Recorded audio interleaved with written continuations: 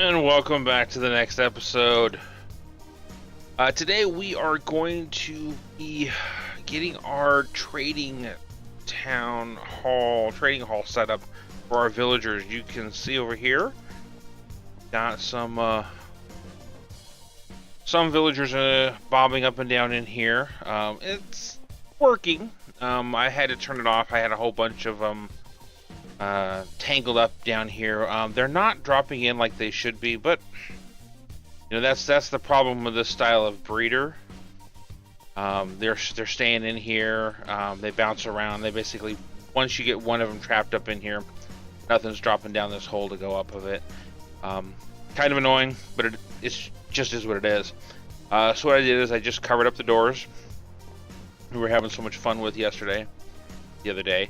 And that'll block the light. That'll stop the village from technically being active. These won't breed for right now, and I'll come back and deal with them. I'm not sure if I'm going to put in a different breeding system that I've used in the past, which is a little more stable, but a little more complicated. Wouldn't necessarily be all bad. It just needs to get a bunch of villagers in it, and go from there. So. Or I just may leave them in here, turn this on and off as I need to, and let them breed up as they go. So, but today, what we're gonna do is we're gonna work and build up this trading hall that we have up here, up above. I'm sure you guys have seen this trading hall before. It is pretty standard, pretty common, used out there. We'll bring them all up here, pick them up into all the villagers up here, or over here somewhere probably. I may move it around. Bring them over, drop them into mine carts. They're going to drift along a bunch of water streams and then drop down into this setup here. Basically what happens is that there's a water stream above these fence gates. The mine cart drops down. This activator rail changes the status of this torch, changes the status of this torch, changes the status of this torch, changes this, and shuts the gate.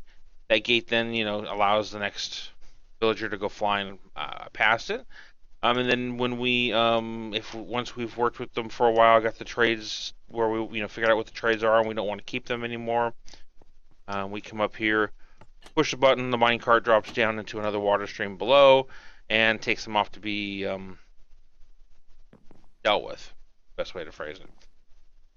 And so this is the style we're gonna build. This is what we're gonna have in here. I'm gonna try to extend it all the way down this way and loop it back around this way over here. So that is what I'm gonna be doing here in a bit, and getting this all laid in. So I'm gonna go collect up some resources and I'm gonna get this thing built.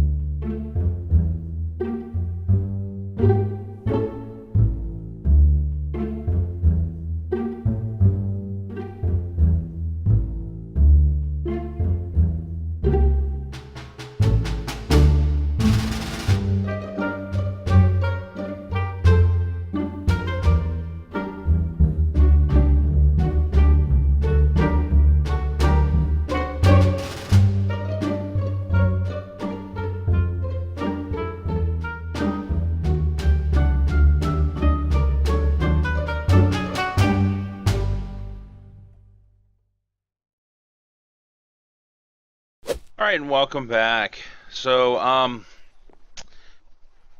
got most of this done. I had been recording a time lapse to get as I built this, and that recording became corrupt. Was not able to get it, so I've got most of this done. I got some little spaces to fill in here, but yeah, we're moving along quite a bit here. So we've got pretty good size here. We've got a bunch of villagers in here ready to start making some trades. Started up up on the ceiling here a little bit. I'm gonna get that finished. Sort of get some shape to it, get some height into it. I'm gonna have two entries into this. Right up here is that stairway we built a little while ago. That goes up into the the bigger building behind that. And we're gonna do something up there with the string and hits. Because we have villagers down here, it's going to be relatively open.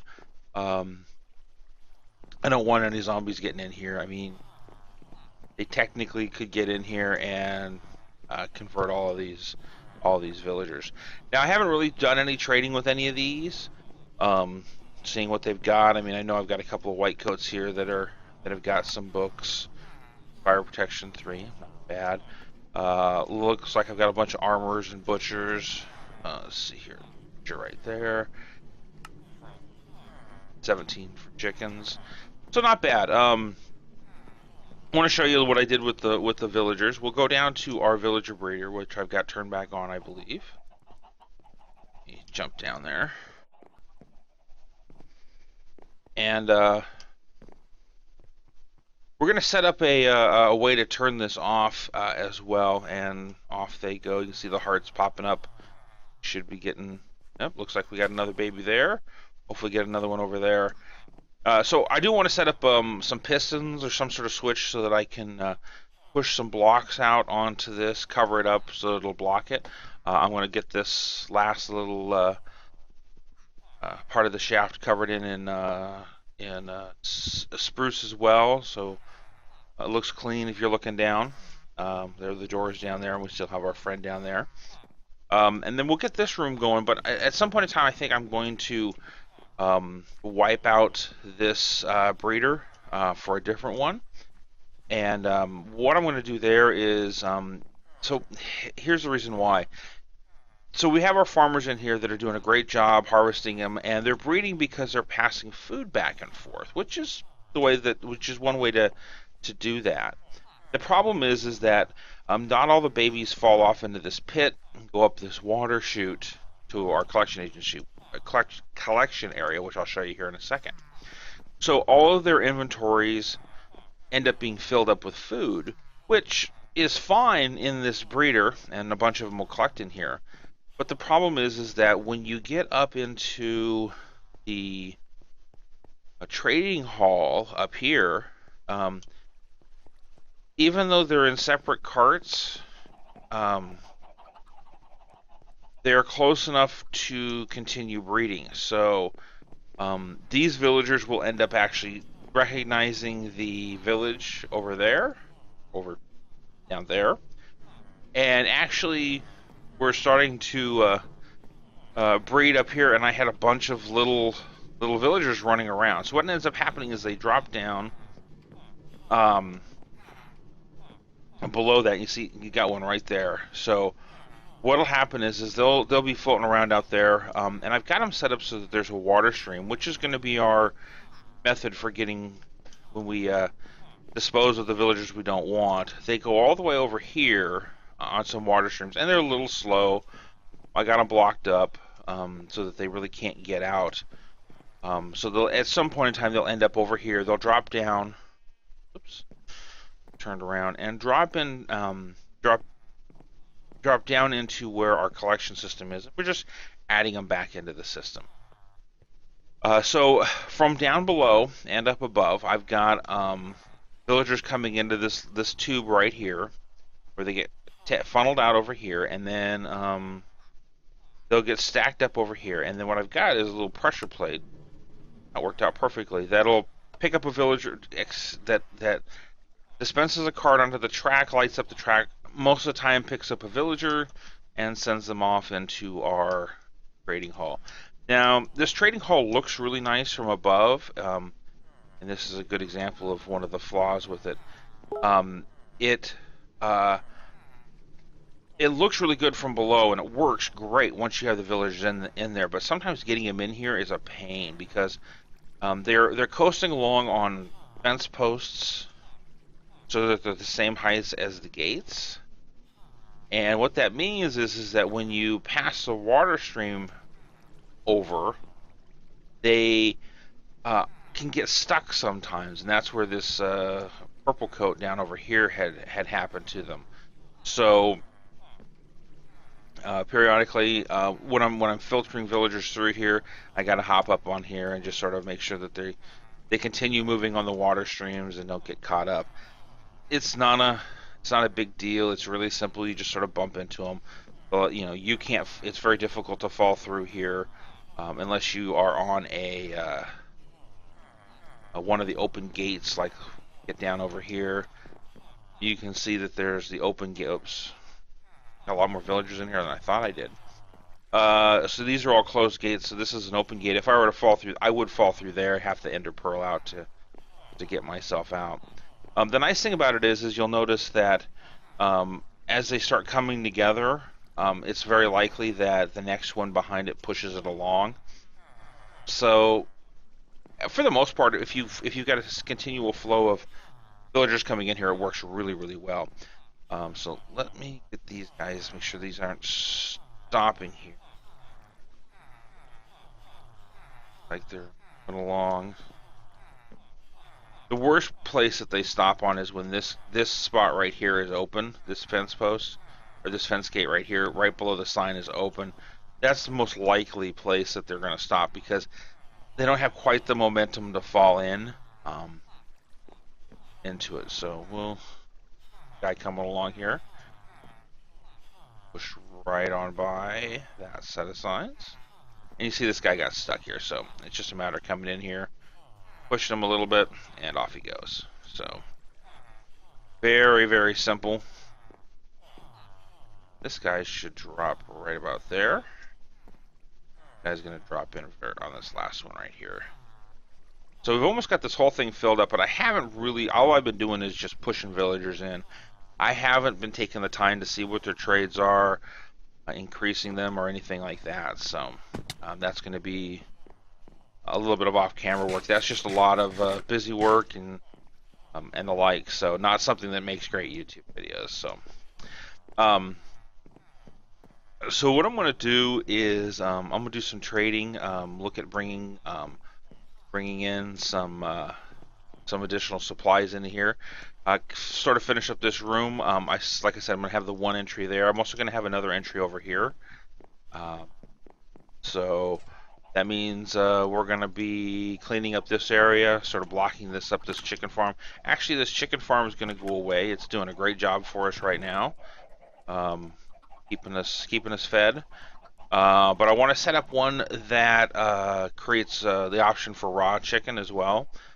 So we'll end up having to drown them. And the reason is because when you find a butcher, one of their trades is raw chicken for emeralds, which would be very helpful on some of the other trades, building up that emerald supply so we can buy books and that kind of thing. So I'm going to make a little bit of headway on that, probably close up this wall and find some way to seal this up but still give myself a little maintenance access in here.